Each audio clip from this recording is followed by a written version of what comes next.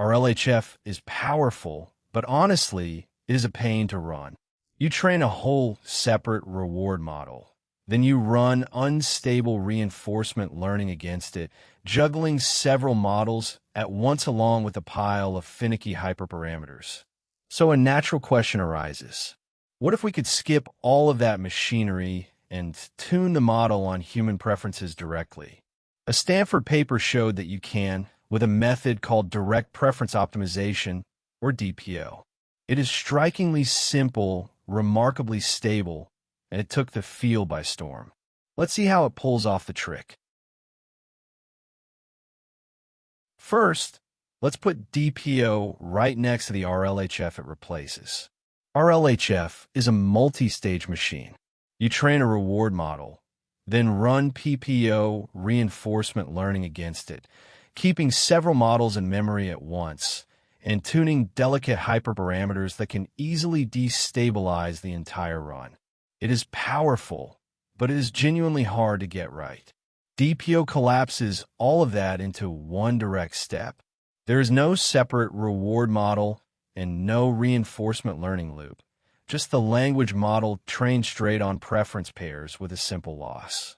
Fewer moving parts, far more stability, and much less compute to reach comparable quality.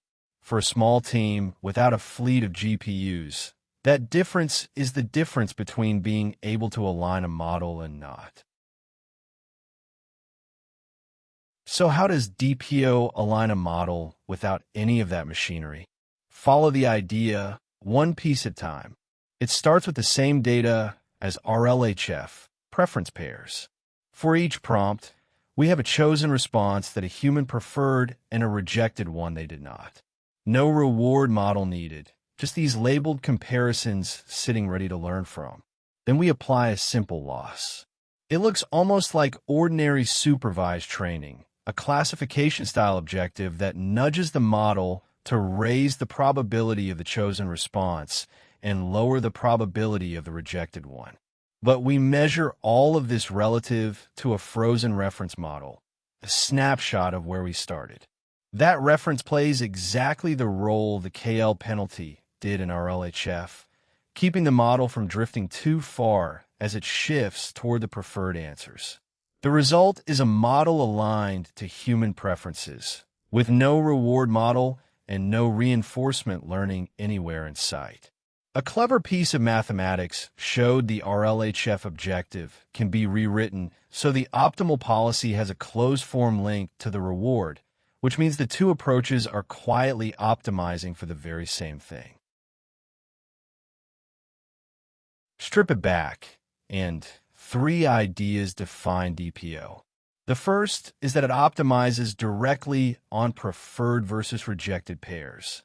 The preference data itself becomes the training signal, with no intermediate model standing between the data and each update.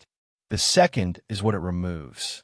There is no reward model to train and no reinforcement learning loop to stabilize, which strips away most of the moving parts and failure modes that make RLHF such a chore. The third is the payoff.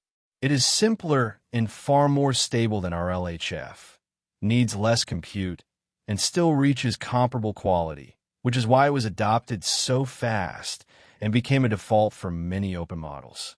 It does have trade-offs. It needs good paired data and can be prone to some failure modes. And whether it fully matches online RLHF at the frontier is still actively studied.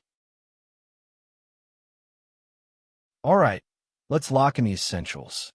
DPO, direct preference optimization, aligns a model directly on preferred versus rejected pairs with a simple loss, skipping the reward model and RL loop of RLHF. The method comes from a Stanford paper that rewrote the RLHF objective, so the optimal policy relates in closed form to the reward, making direct optimization possible. In practice, it looks like supervised training, nudging the model toward chosen responses and away from rejected ones, measured against a frozen reference model in place of the KL term. It is simpler, stabler, and cheaper than RLHF at comparable quality, which is why it spreads so fast, spawning variants like IPO, KTO, and ORPO. Want the whole alignment landscape made clear? That is exactly what we do, plainly, over at standarity.com. See you inside.